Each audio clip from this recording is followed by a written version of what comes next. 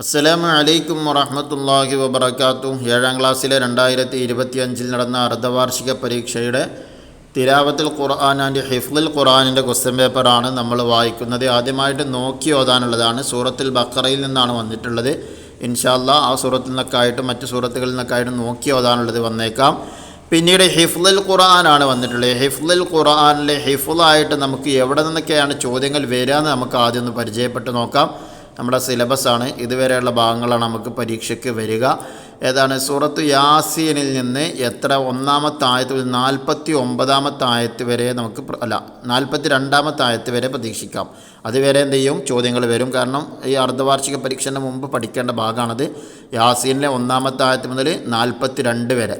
പിന്നെ സൂറത്തുൽ വാഖിഅയാണ്. സൂറത്തുൽ വാഖിഅയിൽ നിന്ന് എവിടെ വരെ പഠിക്കണം? 49ാമത്തെ ആയത്ത് വരെ. 1ാമത്തെ ആയത്ത് മുതൽ 49ാമത്തെ ആയത്ത് വരെയാണ് സൂറത്തുൽ വാഖിഅയിൽ കാണാതെ പഠിക്കാനുള്ളത്. ഇതാണ് പ്രധാനമായിട്ടും ഇതിൽ വന്നിട്ടുള്ള ഹിഫ്ളുകൾ. ഇനി നമുക്ക് ചോദ്യപേപ്പർ നോക്കാം.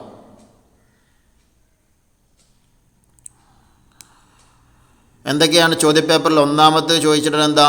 ഇദാ വഖഅത്തിൽ വാഖിഅ. സൂറത്തുൽ വാഖിഅയിൽ നിന്നുള്ള ചോദ്യമാണ്. ഫസ്റ്റത്തെ 2 ചോദ്യങ്ങളും സൂറത്തുൽ വാഖിഅയിൽ നിന്നാണ്. വസ്സാബിഖൂന അസ്സാബിഖൂൻ ഉലൈകൽ മുഖറബൂൻ, അങ്ങനെ മുത്തഖീന അലൈഹ മുത്തഖാബിലീൻ വരെ ഓതണം. പിന്നെ 3 ചോദ്യം കൊടുത്തിട്ടുള്ളത് യാസീനിൽ നിന്നാണ് കൊടുത്തിട്ടുള്ളത്. ഇന്നമാ തുൻദിറു മനിത്തബഅ അദ്ദിക്റ വഖശിയ റഹ്മാന, അങ്ങനെ ഓതണം. അടുത്തതോ ഖാലു ത്വാഇറുക്കും മഅക്കും അഇൻ ദുക്കിർതും. പിന്നെ അത്തഖിദു മിൻ ദൂനിഹി ആലിഹതൻ ഇൻ യുരിദിർ റഹ്മാൻ.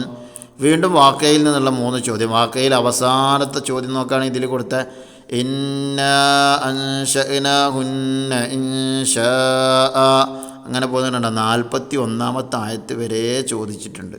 ഓക്കെ, അപ്പോൾ ഇടയിൽ നിന്നിങ്ങനെ ചോദ്യങ്ങളാണ് വരുന്നത്.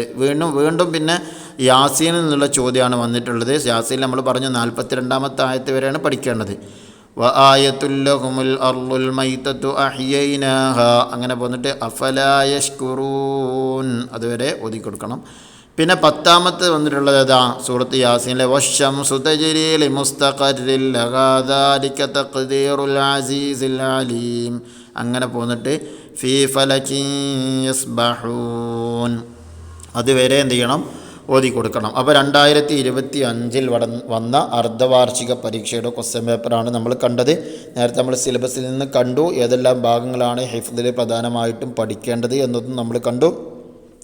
അല്ലാഹു സുബ്ഹാനഹു വ തആല നമുക്കെല്ലാവർക്കും പഠിക്കാനുള്ള ആവേശവും ഉന്മേഷവും നൽകുമാറാകട്ടെ.